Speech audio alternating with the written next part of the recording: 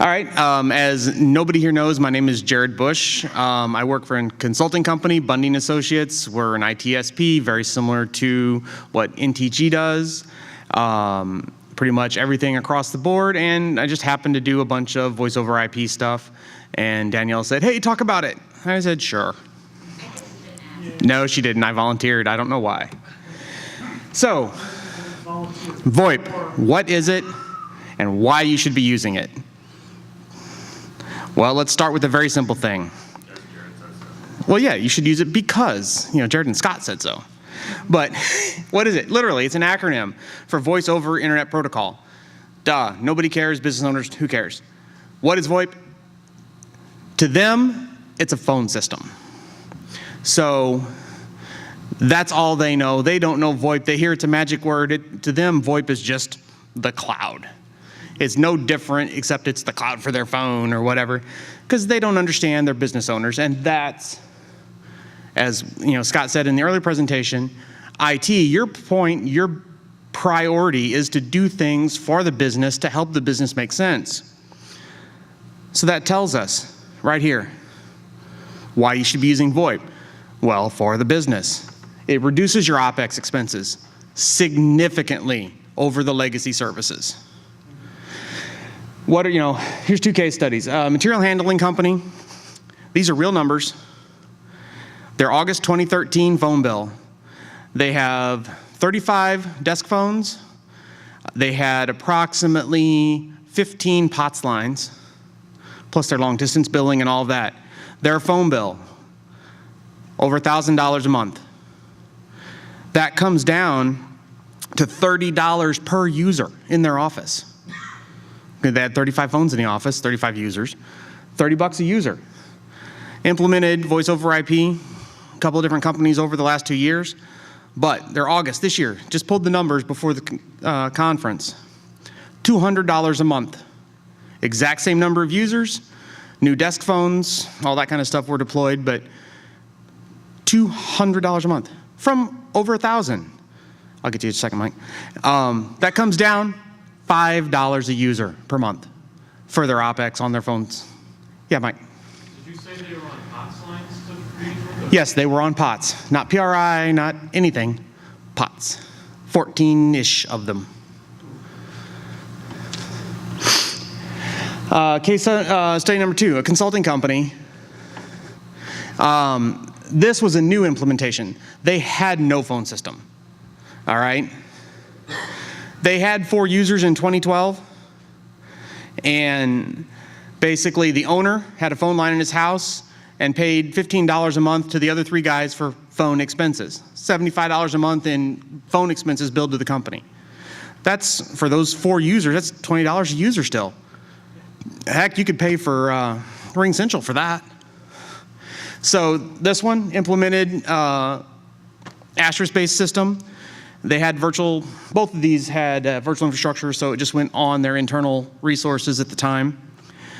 And now this company has 6 users on the phone system, and their monthly bill, $17. So they went from no phone system, no extensions, because they just had a phone number at the owner's house and everybody called from cell phones or personal phones or whatever, to having an actual phone system, voice over IP, SIP desk phones, SIP-based soft phones like Zoiper, Linphone, things like that. And now it's $3 per user. I mean, $17 a month for all of our calling. So that company's calling is mostly in-house with some, inbound, outbound tech support. But so now we have case study 2 there where 2 of the people are on conference calls, half the day with clients, but 2 of those are extensions on the conference. So hey, that's no charges. That's all just internal conferencing, and then the client's calling in and into the conference bridge too. Boom, done, handled. No extra fees, no extra nothing. Just complete reduction in costs, and that was implementing a new system. So, like everything else, like the cloud, VoIP is not magic. There is no magic to it. Magic Jack should be shot and fired. Yes. Yes, voice over IP as a terminology has existed for a couple of decades now. It's been in common usage since the early 2000s. One of our common favorite providers nowadays, VOIP.ms, has been around since 2003.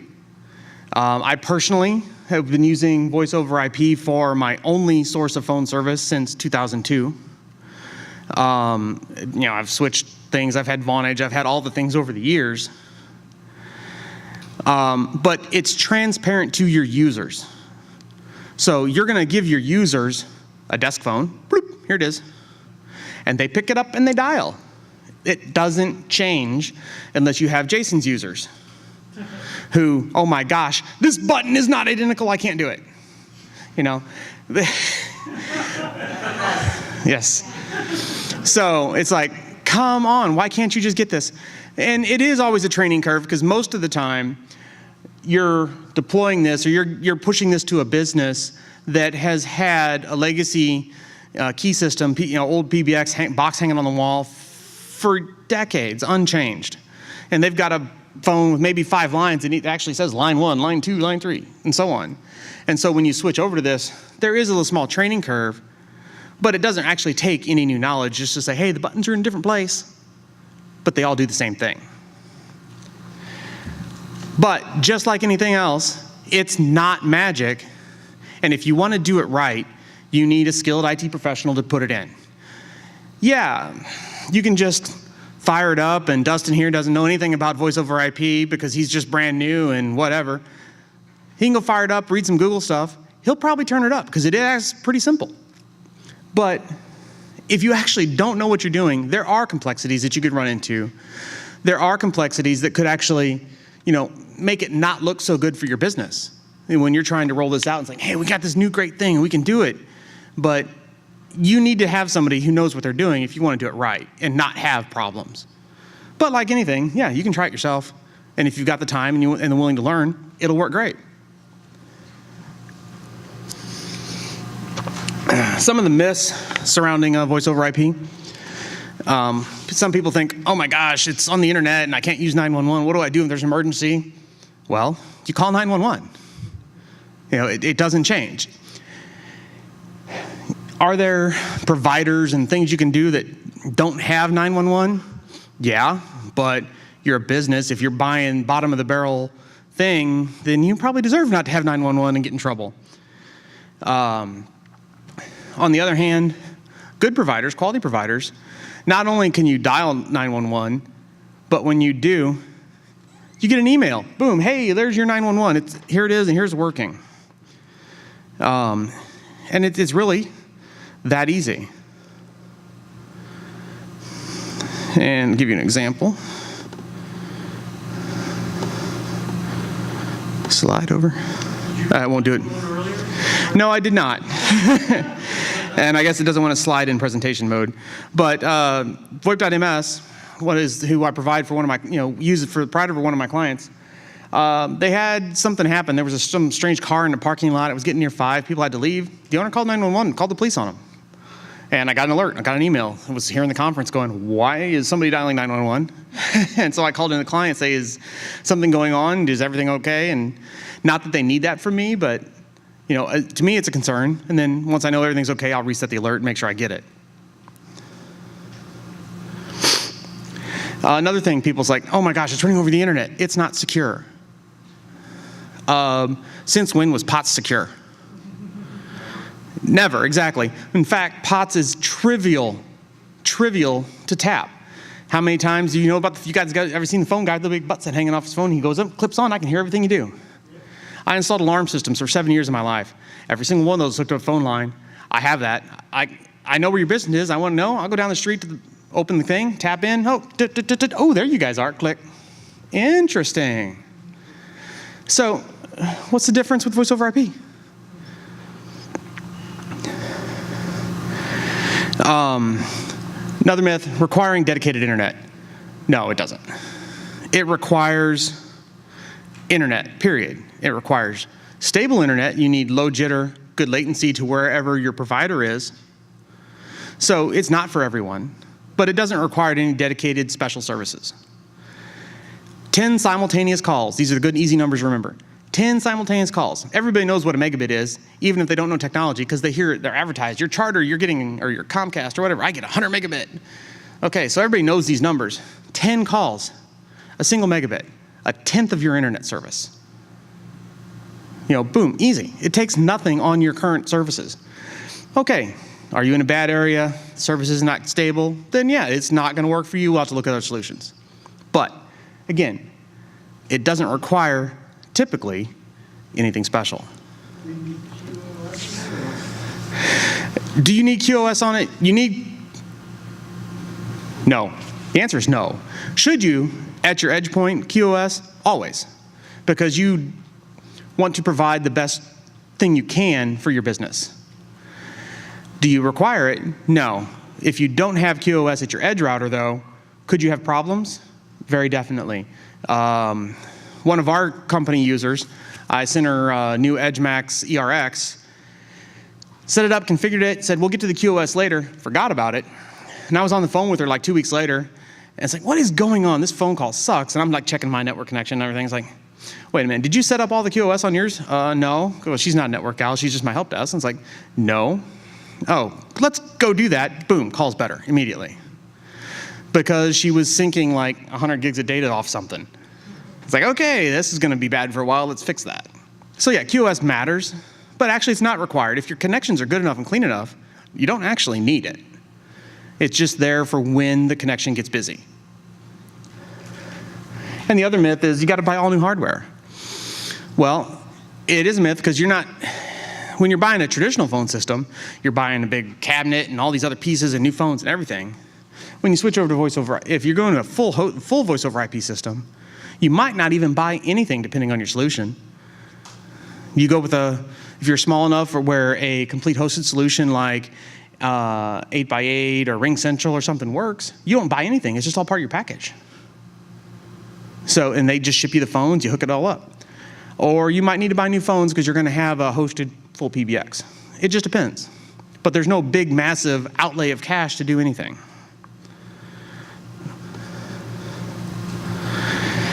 So, as I said, VoIP is a phone system. That's all it is, that's all people know it. You know, other than the magic VoIP word, just like they know the magic cloud word. It consists of 3 pieces.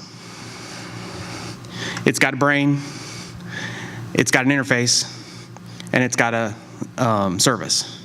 Those 3 pieces are the 3 pieces of any phone system. And it doesn't matter if it's a VoIP system or a legacy old big can on the floor. VoIP is reliable, and the reliability comes from the fact that you're just using standard protocols. Voice over IP, standard implemented system, not some proprietary thing, not me this time. But I told him not to be on silent because I'm gonna call him. It's reliable because it uses standards, okay? There was a day where Cisco didn't even use standards, and they still don't, I think, default to them, but they do have them now. But most systems use standards. So it's just standard SIP. It's just standard networking. There's nothing special to it. So that, and all that stuff is already reliable in your business networks. Those same pieces, though, also make it flexible because it's using standards. You can move it anywhere. If you got internet, you can move it. And then scalable. Every PBX system, voice over IP based PBX system that I know of can scale from 1 to tens of thousands of extensions. It doesn't matter if it's Cisco, free PBX, vanilla asterisk if you're crazy. It doesn't matter, you can do it and it scales. And it's very low cost to implement and it's low cost to use. Because again, as I said in the previous slide, you're not buying a ton. It really depends on what you're doing, so the costs to implement are very low. So your 3 pieces, you got the brain. This is the PBX, this is the thing. Used to be that big box that was on the wall in the old Definity G7, D5 systems, and then all your key systems, little box hanging on the wall from Nortel or somebody like that. But your modern PBXs, even from Cisco and all the big names, ShoreTel, all the current big names, they're all software. Some of them provide a box anyway, but almost all of them provide instance you can spin up on your hypervisor, because your PBX is just software. And that's what they were. Big old boxes on the floor, Definity G5. Big expensive chunks of metal. Everybody had to, it was literally forklift replacing. I mean, you had to bring a fork truck in there, or at least a little hand truck, to get those things in and out. And what they are now, it's free to low cost software. You know, personal preferences I got up there, Asterisk, 3CX, both very good solutions depending on what you want to do. They both have their gives and their takes. Next up, the interface. That's your desk phones, your soft phones, your apps, however you want to connect to the PBX. So in the traditional world, it's your desk phone. That's all people had. But in the voice over IP world, it could be anything. It could be your cell phone. It can be your laptop. It's just however you want to connect to it. But that's the interface that you got to think about. And an example of some of what they are, you got your old iPhone, Avaya system phones there and things like that, just connect to those big fork truck systems, or you got your new SIP phones, or just a simple SIP client. And then the last one is the service. Your legacy services, things from the traditional phone companies, from the ILEX and the CLEX. These things were all built and done under old legacy models that were all heavily regulated, all that kind of stuff. And your typical voice over IP service, if you're doing it right, is coming in on a SIP trunk, because there's really not any other way that you want to do it. I mean, there are, but you want to talk standards, stay with them, move with them. Your legacy services, highly regulated. Because of all that regulation, they're expensive. You're paying for a bunch of extra things. You're paying for a bunch of other taxes. They run over dedicated wiring. You got to have your old Cat 3. You got your 2-pair, 4-pair, whatever for your digital phones. But the big thing, and it's where that all comes down to, the old billing models. You're paying for 5,000 minutes of intrastate and interstate. Oh, and don't forget intralata. You're paying for all these different functions just to get all your phone calls. Whereas your VoIP services, currently still fairly lightly regulated. Like most things, the internet, the government took the hands-off mode. There are some taxes. They got to have E911 fees, things like that. But they're lower cost because they have a lot of low overhead. They're connecting right on the backbone at the L3, L3 connectors and all that, the big back end, connections. They run over your existing network and internet, so you don't have to usually run anything else. If you're doing it to your desktop, you already have a network card to your desktop. Every single good phone out there that I would ever buy has, 2 ports on the back, so you plug one into your network and then chain it back down to the phone or down to your desk. And then billing models, and this is where the savings comes down. You're switching to a pay-per-use billing model. You're no longer paying for all these big services and things that you're not using. Paying for what you use. A lot of people like to say, well, I'm paying for 5,000 minutes now because, well, that's how much we use. Well, 81% savings. No, you're not. You're paying for things you're not using. So always keep in mind all 3 of these pieces when you're looking at a PBX and looking at a phone system. All 3 pieces, the brain, the PBX, the interface, the phones, and the service, your SIP provider, or if you have 2 pots. But keep all in mind, all 3 can be bought together, one big package. All 3 can be done separately. I do have a client still running pots because their internet service is that bad. We cannot go to SIP. But they have the other 2. They got SIP desk phones. They have, a free PBX system on site. Everything works great. They just still have to rely on their pot service for their connection. So what does it cost? What does it really come down to? And again, because this is a business thing, where are my costs? What am I doing? PBX, the brain, it's free. You can do everything for free from, there's FOSS solutions out there, asterisk, to about $1,000 for 3CX, licensed for like 8 calls or something like that.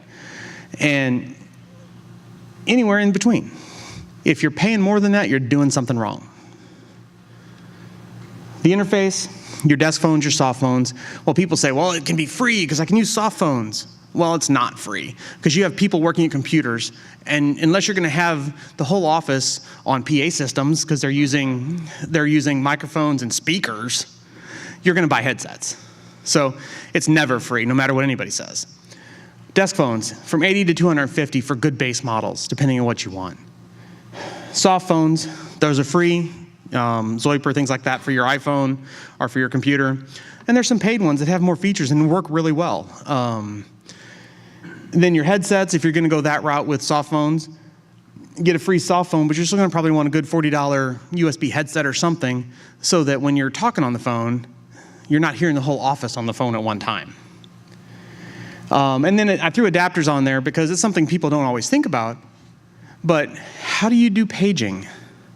You got a big amplifier somewhere that's from your old system, you got to interface with that. There's adapters for that. Snom PA one's $100. Boom, designed, it's got speaker outputs or phone output, whatever your system could do, and you're done. It's designed for that. Other people have like door things and release the door. There's all kinds of adapters you may or may not need because people have tied different things into their phone system over the years. And your SIP systems can still do it. You simply have to get an adapter for it. Your service, this is where the OpEx savings comes in. $1 a month per DID, per phone number. How many phone numbers do you want? If you're paying much different than $1 a month, something's wrong. You know, all right. If you're getting a New York phone number, even New York State, by the way, because I looked, they're $1.85 for some reason. I can get one in Illinois for 85 cents from the same provider. So it's something about New York State. Highly valuable numbers. I wasn't even looking at the city; it was the state. And I picked this county. I narrowed it to this county. It's like I need a number in this county, and it was $1.85. Oh yeah, this is the letter. This is the one. Okay. The 585 is the exception. And then your cost per minute. A penny a minute or less is what you better be paying for all of your standard calls. But the thing you have to remember is it should be inbound and outbound. But 10,000 minutes is only $100. And actually, I forgot to put it in my notes, so I can't tell you the number off the top of my head of how many work minutes, considering a 40-hour work week, there are in a month. But nobody uses 10,000 minutes a month on one phone number. No, nobody. It's somewhere like 23 days if you're doing 8 hours a day to hit 10,000 minutes. 8 to 5. Not even sales does that on a single line. Multiple lines, of course, easily, all the time, people hit it. But again, with the legacy services, that means you're paying $60 a month for 2 lines, and you're still only using 8,000 minutes. So instead of paying $2 a month and less than $100 for your service. And then your implementation. A basic, simple, small office, like the case study one was like 35 phones. You're going to be doing something like 25 to 50 hours, depending on any special things or extra user training. It is that simple when you hire a skilled professional. You do it yourself, you don't know anything about voice over IP, it's the first time, you're going to double that or triple that easily.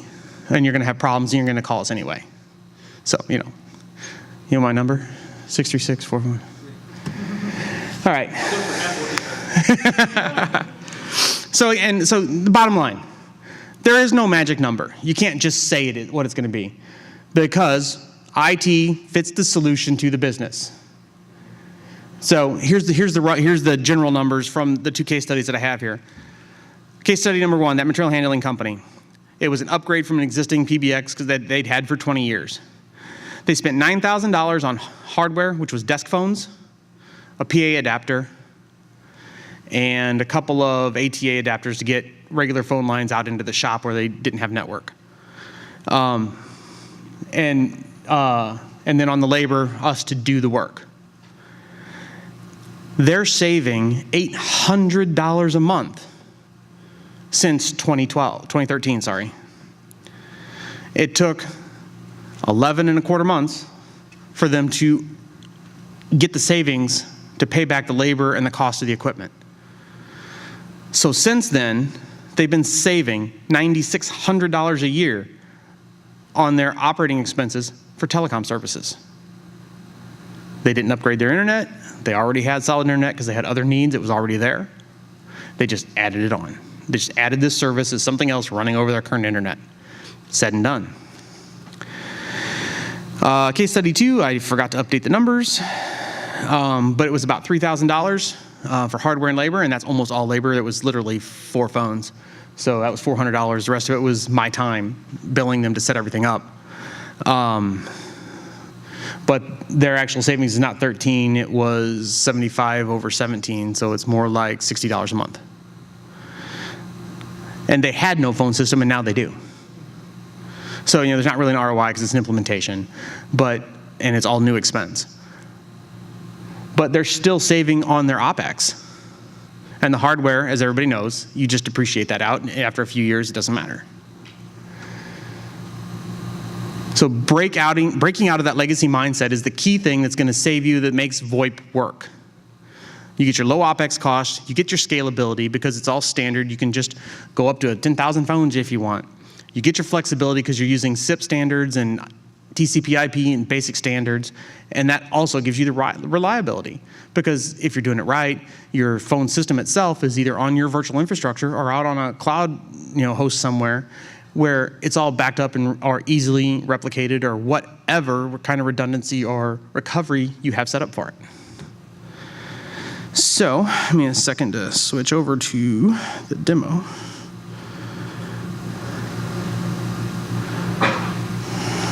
As you're switching over, maybe a question through, does anyone compare building out your own to the cost of Ring Central or anything? At what point does it cross over to support it to your own?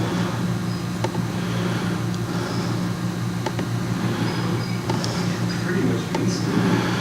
Because the cost for them is $20 a month versus it's CapEx versus OpEx. Right. You don't have CapEx funds in the OpEx funds. You have that option. Also, who's going to do your manageability? Well, correct, and that's why it comes down, and I didn't put that in this one. I guess I should have. I do have that for a different presentation. Ring Central is a great solution. It's a great solution for a small company, 2 or 3 or 4 users that have no IT, want no IT. They don't need us, and they just want that. So, and they call me up, and I look at it. I was, yeah, I can do this for you, and it's going to cost you, like $5,000 because of my time, and a couple minor phones. Or you can go with Ring Central for $20 a month for your 3 users, so $60 a month for your users, but you do nothing. There's nothing to maintain. There's never any maintenance. So it's a judgment call that as a consulting firm that I have to give to the client, say, here, this is what you get out of this, this is what you get out of this. Both work good for your solution. I won't say you should go with my solution over this, because you will always have to be calling somebody, whether it's me or somebody else, unless you're going to learn how to make all the changes to your system or do this or do that. You will have to go through and do something. Whereas if you go with Ring Central, you just call them and you're done. It is a valid, perfectly workable solution. But as a professional that knows a lot about voice over IP, it's usually never my first answer, because even for a small company, that consulting company, new implementation, they have all the stuff they want, their recurring costs are only $17 a month. Yeah, they had to spend a little bit for me to set it up. And they spent $400 on phones, because they had bought 4 phones. But that was it. And that was basically a greenfield. So you're staffing up at this point, and that's part of your business building up, expenses that every business has. So that's what that kind of thing really comes down to. And don't touch things when I'm not on power. All right, so getting into the demo, I set up a quick little free PX. This is running up on Vulture, as most of you have seen, it's advertised in the community. $5 a month for a basic instance that's up for the whole month, if that's all you're doing. It looks like everybody's online. This is your basic free PBX, home screen. You log in, you see this. This is your standard, what you should see. You get any alerts, will be in your left pane, your little center pane there, depending on your screen width. Shows you users online and trunks online, all that kind of stuff. So there's really not a lot else to do with your system. Once you set it up, you get your extensions, and the calls just work. Which is, as everybody's heard, as I've rang a few people's phones over the time, I set it up, boom, here's a phone, and numbers just work and ring. But what can you do with all this that's free? Well, pretty much everything. As when you first set it up, it is a big wizard to go through to set up the initial firewall settings and things like that. But then, what do you need to do? Lost my mouse. Well, first thing you do, set up some extensions. And it's really complicated. You click new extension, give it some credentials, and then go put those credentials in whatever phone device you're using. You can see we've got like 10 devices here set up, and away it goes. And literally, I set them up, gave everybody an IP, told everybody how to log into it, and then the calls work. And this is a free PBX in the wild. That's all there is to it. It's literally this simple to set up extension to extension calling. Where you get more complicated is when you try to do an interface with the outside world. You have to set up SIP trunks. You have to do some kind of connection. And, oops, I closed that tab.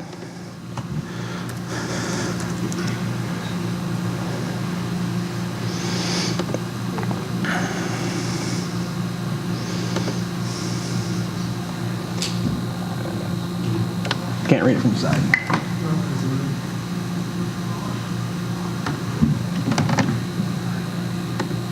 I have no idea what that password is, don't ask.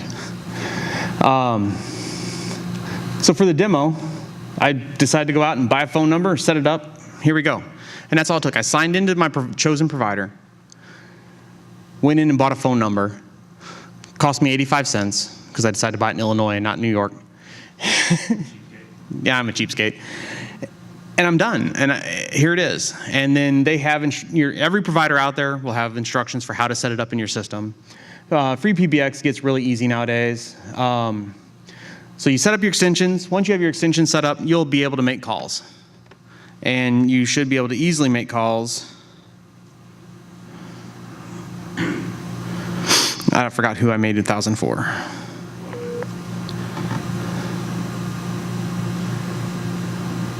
The answer already? Their phone's online because it didn't go to not ready.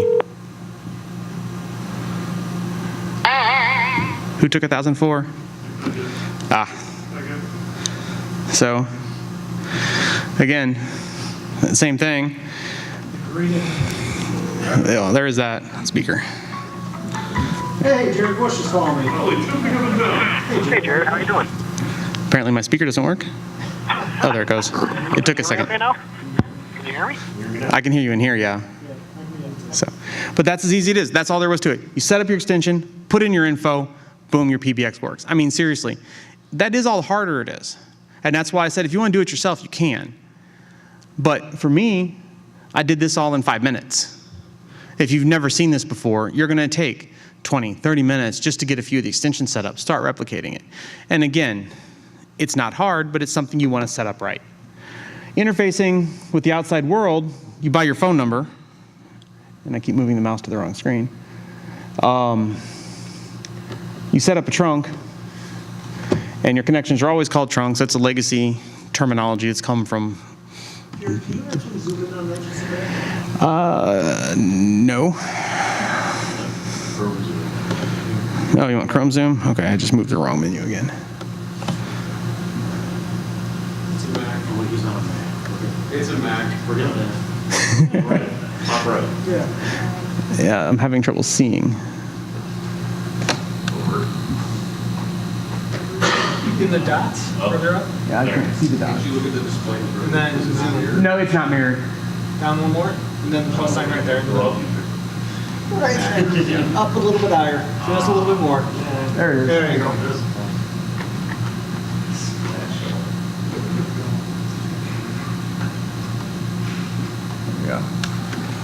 There we go. Better for everyone?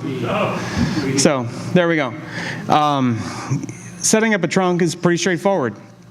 You come in here, click Add Trunk, choose what kind you're adding, and I guess I'm on the most current free PBX 13. Asterisk has added a new channel, I guess. You've probably heard the term SIP a lot. Well, because that's just, that was, that's the protocol name, and it just used that term for everything. Well, Asterisk has actually implemented a new way to use SIP in the Asterisk backend, and it's called PJ SIP. And everybody's like really confused. Oh my gosh, everything's different, it's different. It's actually only different on the server side, so all your devices don't care. Chan SIP is going to go, it will be depreciated, start not work, out of Asterisk. New PJ SIP is really, really complicated. Give it a name, give it a caller ID. If you have, your provider has a maximum set channel, or if you want to limit channels, how many calls can you make at one time? You can set that up. And then you simply give it the username and password that you got from your provider. Tell it the provider's SIP server is the provider's IP address, and connect, and you're done. And I'll bring up the one that's filled out.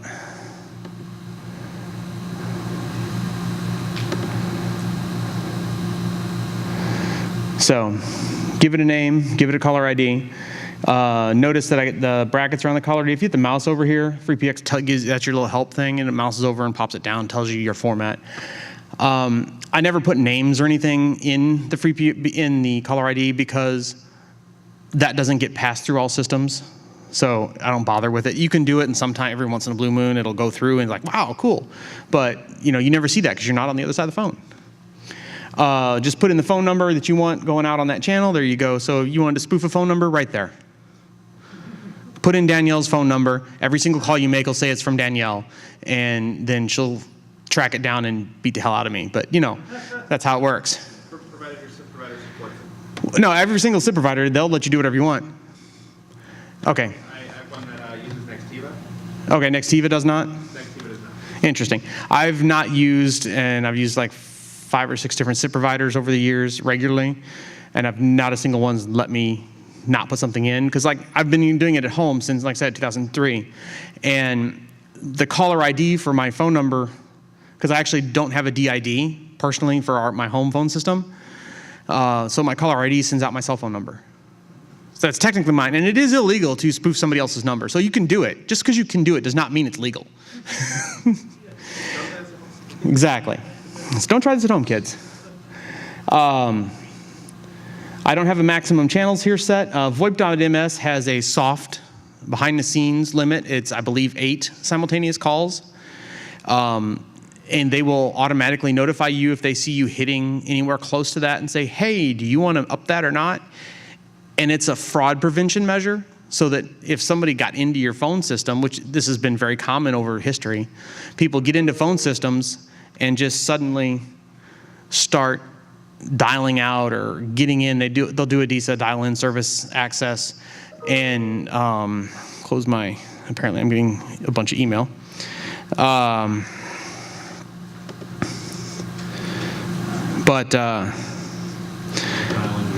They'll dial in your system and then start using it, and they'll just fill up your channels. Well, you don't want to do that. And they'll be calling all over the place. So you want to restrict that. Well, one of the things you can do is your maximum channel. So I can only ever have, how many channels you guys can realistically use, and limit that. Like I said, for the demo here, I didn't set it. Some places like Vitality, their old system was 4 calls. The deal Scott used to have and advertise, and I used it myself for a while, was $11 a month, and you can have 4 simultaneous channels and unlimited inbound. So it was a great deal, works great. I put 4 in here so the system wouldn't even try. And move on. A couple of things. Most people only have one provider. If you do have a secondary or failover, really good system thing down here. Continue if busy is defaults to no. That means if provider 1 is just busy, you hit your 4-call limit, or whatever it is if you got a limit on your provider, the system will return a busy or a congested. It won't return a failure. So it won't move on to try another backup service unless you tell it to. Tell it to say yes, it fails over, it'll try another service. Come on, click. I have it on the outbound route. I generally leave your dial number manipulation rules, and we'll talk about that on the outbound route in a minute. I leave it blank on the trunk because every provider has different rules, and since you control your routing in your outbound route tables, I handle it all there. But you can handle it in more than one place. And then again, put in your account information. There it goes. See what it looks like. Yeah. So once you have your trunk set up, the two things you need to set up are your outbound routes and your inbound routes, because that's how you get calls in and out, because nobody wants to just call Dustin and Jason all the time. And sometimes I want to call Paul, but I need to call his cell phone because he's out of the office. So you need to have inbound, outbound routing. You have to have that set up. Inbound routing, obviously, means so people can call you.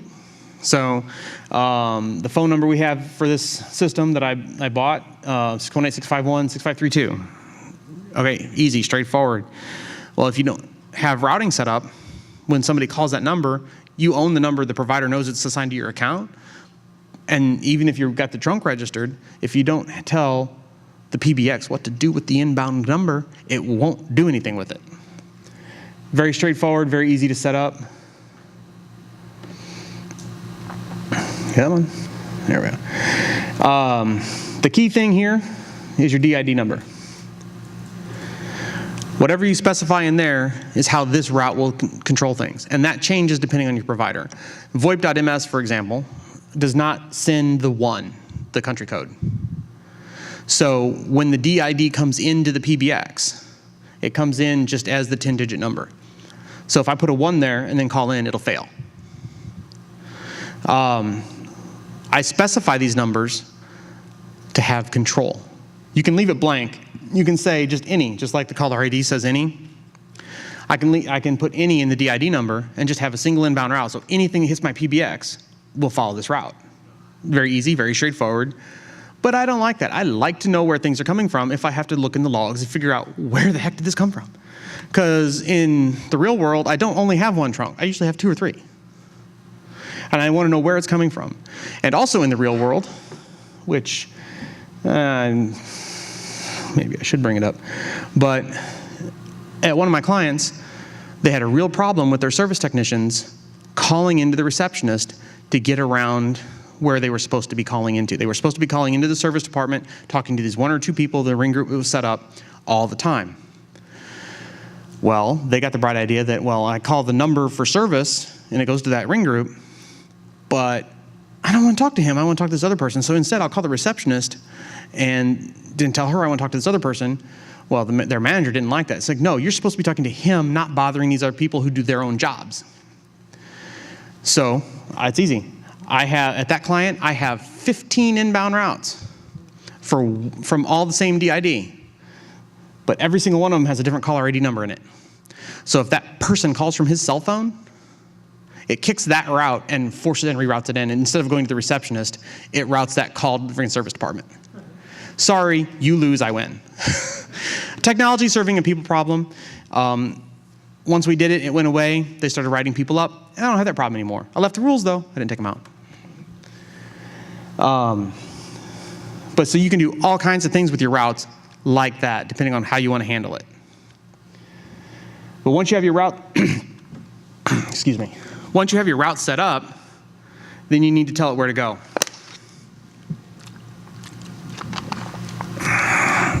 Most businesses, you're going to set up what it's called call flow control. Night mode. Everybody knows night mode, right? That's basically what it is. That's why I called it night mode. But you can actually set these inbound routes to go wherever you want. So your main route, you're always going to have it go into your day-night mode because the operator, when she leaves at 5 o'clock, she pushes the button, it goes red, and the calls go to the night IVR or whatever. For that other example, the client I said where they're having a problem, I had that flow, instead of going there, I had it going down here to the ring groups and had it going to the service department. So every single one of those went to the service department with those technician phone numbers. And then we got off again. And then your outbound routes is how you handle your outbound calling. So somebody picks up the phone, needs to call out. Well, how do they do it? It's on your outbound route. And again, it's very similar. Specify your caller ID. You can override things on the trunk. The trunk has caller ID. Your routes have caller ID. You can set it up in one, set it up in the other. Let the route override it. Let the extensions override. Lots of options, lots of features. And then basically, you set up your route. You give it its caller ID. Tell it which of your trunks to use. And here we only have one. And then if there's a problem, tell it what to do with the call. And just, well, if there's a problem, just tell it to go beep and hang up. But the way the magic works on your outbound routes are in the dial patterns. So here's your basic North American dial pattern. NXX, NXX, XXXXX. Area code, NPA, line. So the N technically means you can dial 1 through 9. No, 2 through 9. X means you can dial 0 through 9. So area codes always match, a North American telephone number always matches that pattern. The NPA, which is the area code, will always be a 2 through 9, followed by a 0 to 9, 0 to 9. And then the same for your NXX, which is your city code originally, and then the individual line.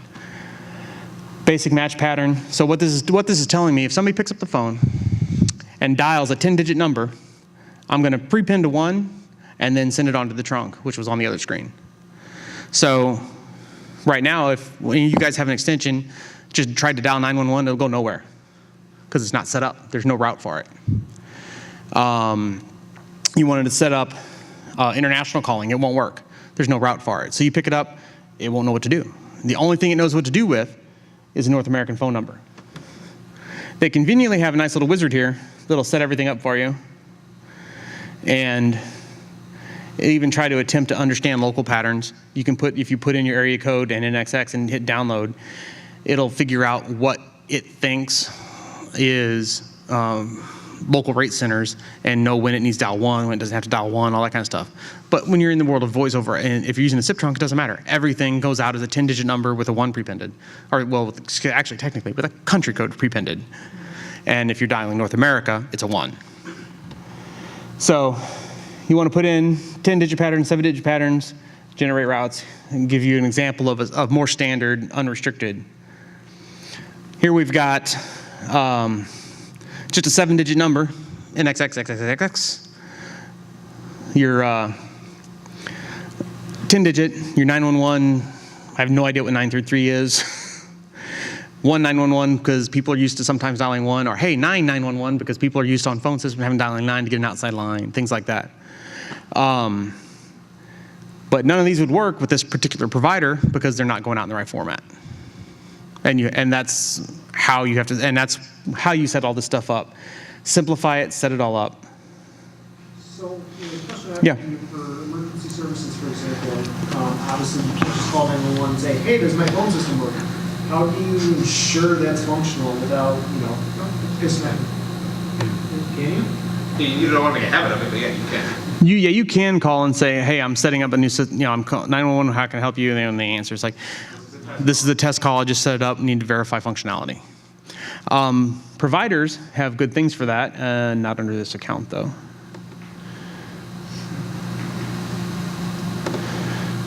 Back up a little bit, do you just have that one box in the cloud for all your clients, or do you separate out? My clients have their own. I don't host anything for anybody. Just like I don't sell anything for anybody. Hosting it would be, again, selling something that's more than just our time. So we don't host it ourselves. If a customer wants something hosted, they'll get their credit card. We'll create a new Vulture account, set it up, or Rackspace account, or wherever, depending on the service they want and they need. For that client that's got 3 extensions, it's $5 a month. For the one that has 100 extensions, it's $5 a month. Right, because it's their host. Yeah, I mean they're paying it directly on the credit card to Vulture or whoever, DigitalOcean, various people. Maybe you're asking, you said the 3 extensions versus 5. The difference there might be the load put on that VM. So it might need to go to a more expensive and it might not. Well, correct, depending on the loads of the VM and your calls. But no, a basic Vulture, I mean, the ones that I have on premise, they're 1 CPU, 512 RAM, which is your basic Vulture thing, and they handle 50 extensions, 8 simultaneous calls, stuff like that. So yeah, Vulture would still handle it just fine. And I can't see again. Do you just have use of the meet me or the conferencing system? Yeah. All right. Oh, hey, they still got $165 on their account. So for E911, the way you have to set it up with this provider, come on, mouse. Just a quick thing before you Yeah. jump on. Vulture, since the last time you guys looked, is 50% more on their base. So the base is 768. So it's like you can do like 1,000 lines. Oh yeah, so for at 768 RAM, oh yeah, you're tons, and that's tons of space for a PBX. If you look at like Sangoma's, like I can never What do say you Sangoma's, use for- Sangoma. You know, they have their appliances all based off of free PBX now. I mean, if you look at like their BBS box, it's like ridiculous, and like 50,000 simultaneous calls or something like that for like a $1,500 machine. Just go back one more step. What do you use for voicemail for the system? Is it, where do you, The voicemail is on this system. It's part of the extension. When you set up the extension, and I can show that, it has voicemail. All right. Oh wow, it is. I didn't even know it. I set this thing up like a week ago. Yeah, it's 768. I had no idea. I didn't pay attention because I knew it would handle the demo no matter what. I actually didn't pay any attention at all. $5 a month. Yeah, and we used to run on Rackspace when it was 256 on Rackspace, and those were tight, but they ran fine. And how many extensions and how many simultaneous calls? I don't know what the max we ever saw. We never saw it to the limit. I But think the max we ever saw for extensions was about 150 extensions and 20 simultaneous. yeah, they were pretty small. I know. I've got one. Before I really learned in all this, I actually hired NTG a long time ago to set one up for a client, and they've got 3 remote sites going into it. It's hosted in Rackspace in Chicago, and they have about 15 extensions per office, so 45 extensions total. And all 3 sites together, they never hit more than 8 simultaneous calls, and I've never had a problem except when a bot tried to hit the HTTP page, which has nothing to do with the phone system. Yeah. Can you talk a bit about latency? Brian talked, and then 200 milliseconds like it comes out of the speaker on your phone. Right. Is that cell phone? Is that VoIP? Is there any way to get a non-latent phone call these days, other than everyone going back to POTS lines? Well, yeah. Latency is definitely going to be an issue, and we're probably on the worst examples here with our quality of service. Actually, am I signed in? We can see what our... There it is. I cannot zoom that because it's a command line. Hold on a second. It's ping Chicago 3.voip. So I set this up on Vulture in New Jersey, and it looks like I'm getting 20. So the Vulture instance that we're set up on here is in New Jersey, Vulture's New Jersey data center. I'm connected to VoIP MS in Chicago, and I got 20 milliseconds. So that's nothing. That's great. I have no issues. And that's from the PBX to the trunk. So from me to the PBX, I don't remember what the IP address is here off the top of my head. We could, let's see, show. I forgot the command for PJZip.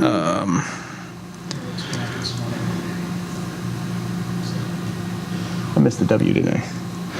PJZip.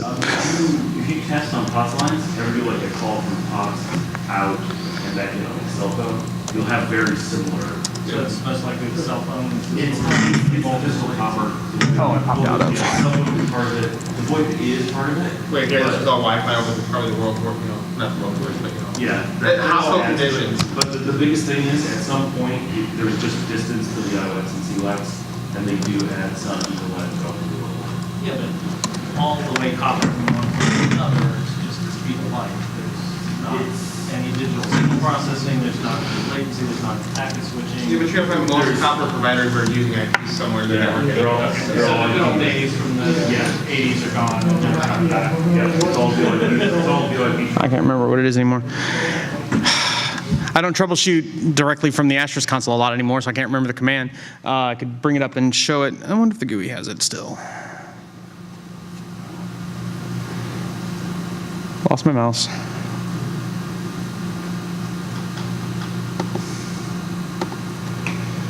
Oh yeah, there we go.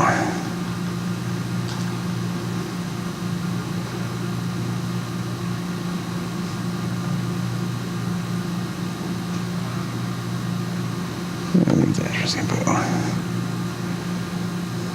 Yeah, there it is. So we've got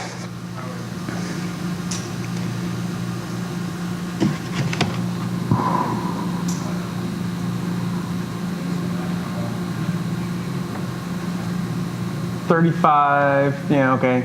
Whoever's got 1002. All right, 1001 is my phone. It's got 73 milliseconds. Extension 1002 is currently sitting at like 400 milliseconds. So, yeah, those kind of calls would be bad. But again, you're talking about just a random thing on everybody here on the Wi-Fi. When you're under a controlled office scenario, my one, the one I just mentioned that has the one from NTG still, it's in Rackspace in Chicago.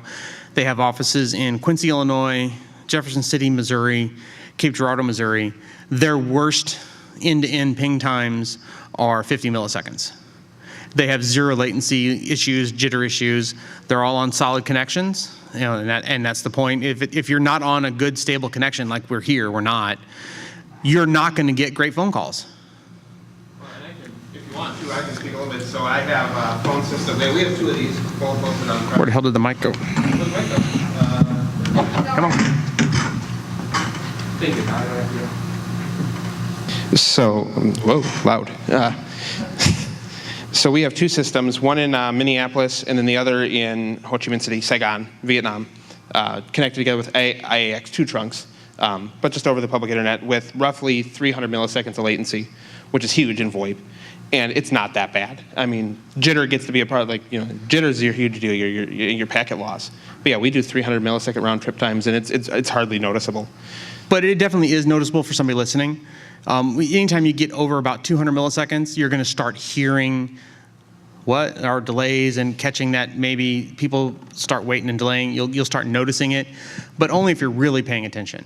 Well, I mean, when I call my dad in Australia, it's noticeable. It's like a half second. Mm-hmm. Yeah. Wait for the other person to finish. They gotta wait for you. Right. Well, if you want a demo, actually, I have the Echo. I have Echo test on a DID. I just got to look up what the DID is. I could show you what it is from here to Vietnam and back again. Right. If anybody's interested. So. Right, and along the same lines, as many of you know, I have family in Japan, and I go there every other year. And while I'm there, I've a couple of years actually taken my desk phone because I knew I was going to be doing a lot of work. But the other years, I just used soft phone on my iPhone. And yeah, I'm on phone calls all the time, and it works well.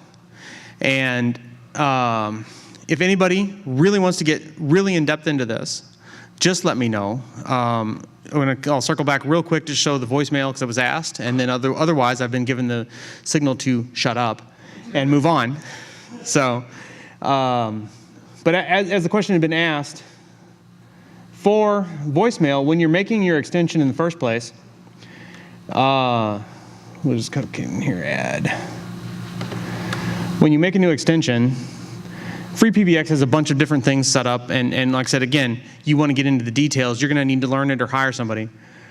But when you give it an extension, give it a name, it automatically generates a fairly secure password, just a basic MD5 hash of something random. And then you basically go through and pick everything you want. What do you want? Here's this. If you're going to have the people logging in to the PBX themselves to manage their extension and stuff, you can create the user manager too. Voicemail, here, click here. Is it enabled? Yes or no? Say yes, give an extension, give it an email address so that it just automatically will just send emails. So does exactly send an email with the voice recording? Mm-hmm. Correct. Does it do transcription? Not natively. There are add-ons for that that you can get and purchase. There's also services that you can get where instead of putting in your email address, you put in your email address with an underscore instead of an at the service name, it emails the file, and they transcribe it and email you back. And that personally, that's what I use for our company. So, works good. And then the other things, there's tons of features. Every feature you can think of is available in all of these PBXs. And there's just tons and tons of things you can do. And remember, you saved a ton of money because guess what? your OpEx all went horribly down. You, instead of paying $1,000 a month for a PRI and 10,000 minutes or whatever, you're paying $100 a month for 10,000 minutes and, you know, $50 for 50 DIDs. You know, that's the point of voice over IP in the business. Yeah, it's great. It's a good thing. We can play with it. It's a toy. But remember, it's a business choice. You're setting your business up for success by moving over to something, reducing their OpEx, helping the business be successful. And I'd say any questions, but I was told no more questions. Thank you.